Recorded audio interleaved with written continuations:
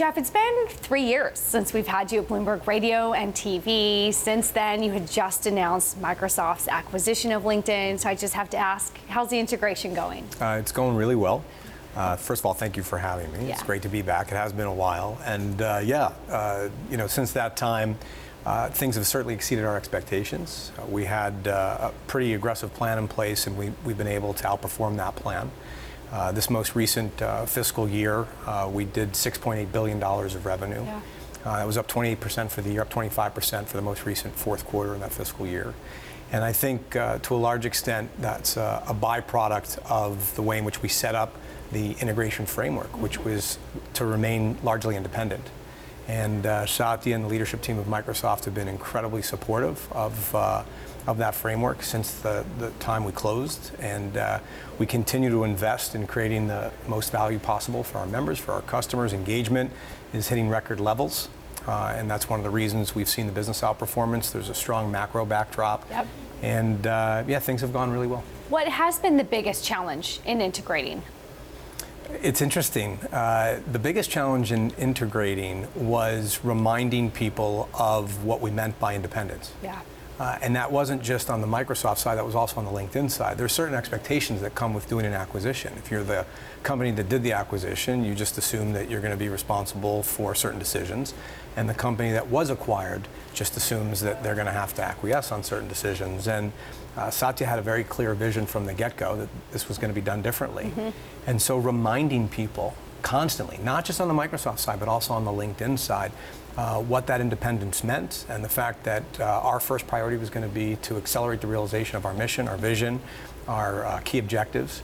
That was the biggest challenge early on. You've talked a lot about autonomy, independence.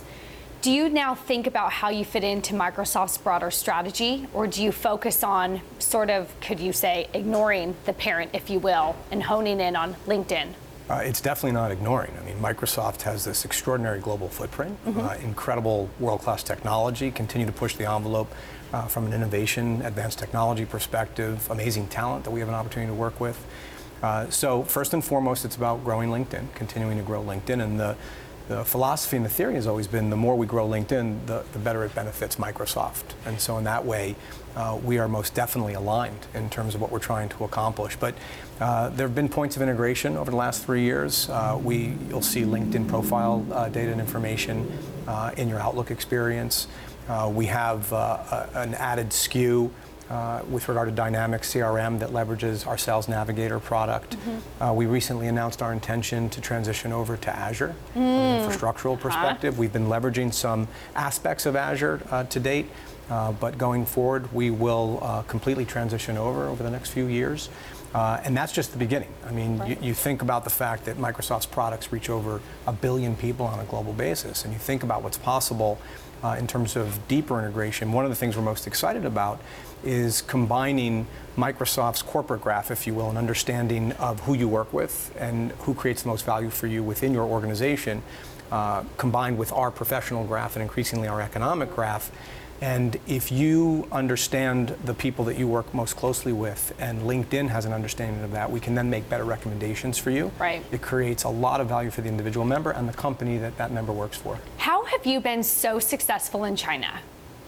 I think it's still early days for us in China. I think the fact, if by operating in China, you mean how we've been so successful, our vision is to create economic opportunity for every member of the global workforce. And I think other companies who have a different sense of purpose or different mission or overarching objectives have probably found it difficult to do business in China because it's inconsistent with what it is that they're trying to deliver, what it is they're trying to accomplish. Whereas the creation of economic opportunity is something essentially every country in the world can get behind. And so our operation in China is still very early days. We have a talented team in place. We have greater focus there in terms of local development than we do in other markets around the world, trying to understand product market fit, trying to understand the cultural differences, and we're going to continue to invest. With the trade and tariffs, do you feel any more pushback being a U.S. tech company over in China? Not with regard to the nature of our business. I think for a company like Microsoft, for some of the larger technology companies, there's different implications. But by virtue of the fact that we're a professional network, the tariffs aren't impacting us to the same extent. There's been a lot of talk that China maybe wouldn't hurt any tech company on trade or tariffs, but set up more red tape, more rules, more boundaries, more limits, and that would be perhaps maybe their way of putting more backlash on U.S. tech companies. Do you feel any of that? I don't know that that's anything new per se. I think when you make the decision to operate in China, it's important that you're prepared to comply with the law in China in a whole host of different ways, whether that's new regulation, whether that's additional friction, whether or not it's things beyond the regulatory purview. The competitive landscape in China is incredibly intense. We continue to see that. Operating there is very different than, say, operating in the United States, and that's part of our commitment to being in business in China. In the last few weeks, we've seen more and more probes, investigations into big tech over monopoly, data privacy. How have you managed to stay out of those headlines? Yeah, it certainly didn't start now for us. We made a commitment roughly a decade ago in terms of putting our members first, which is arguably our most important value, codified value. Maintaining the trust of our members. Without that trust, our ecosystem really doesn't exist, the business doesn't exist. And we put together some first principles with regard to how we were going to leverage data, dating back about 10 years. And those first principles were all about clarity, consistency, and control. And as a result of not just talking about that, but walking the walk and codifying that very early on in terms of how we prioritized, how we developed strategies, how we executed, where we would make changes, that has served our members very well, and that ultimately served the company very well. You publish a monthly workforce report, a labor report, sort of gauging the economic health. We had Jobs Day a few weeks ago. Headline number not so strong, but wages look like they're finally picking up. How do you gauge the health of the economy right now? Yeah, so the workforce report that you're describing, we're looking at job creation and growth. And there wasn't a lot of change month over month. Year over year, it's marginally positive. It is starting to slow down a little bit in terms of those year over year changes. If you double click, some of the trends remain largely consistent. We're seeing growth in the professional services sectors, areas like design, marketing, and communications.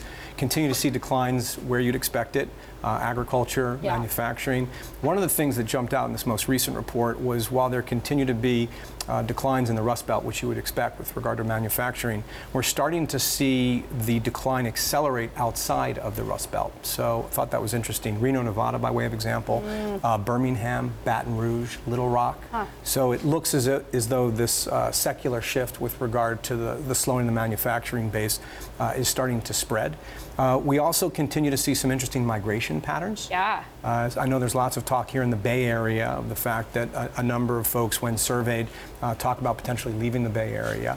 And we continue to see similar cities remain hot in terms of where people are going. Boulder, Colorado, Austin, Nashville.